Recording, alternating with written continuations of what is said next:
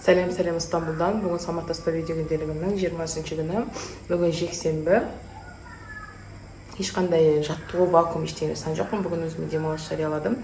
Және де ешқандай салмақты да өлшеген жоқпын. Өткенде бардым да су ішіп қойдым. Жаттығу, вакуум бәрі жасамаған себебім ұйықтан тұрдым да су ішіп қойдым 2 стакан. Сол себепті ауыр қарынмен вакуум жасалмайды, оны аш қарынға жасалынады. Вакуум дегенде жаттығу тоже самое. Аш қарынға жасаған жақсы. Сосын су ішіп қойғасын, әрине салмағымды да өлшеген жоқпын.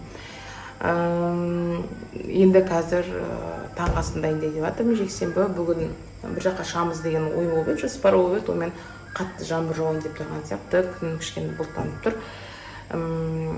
Көреміз, жаңбыр жауса шықпаймыз, жаңбыр жауса может быть шығып келеміз. Жаңбыр жаумаса шығып келеміз, жаңбыр жауса шықпаймыз. Сол бір айында ауа райы бойынша жаңбыр деп тұр. Және де кешке не жейін білмеймін, қазір кәдімгідей плотный воскресный таңғы ас завтрак ішіп аламыз.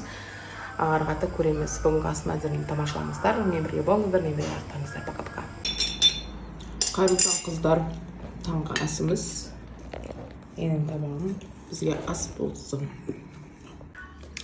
Қыздар, кеш жарық. Бізде бүгін қанат, тауық, салат. Осы жетінен жейміз. Балабым жұмасы. Бізге ас болсын.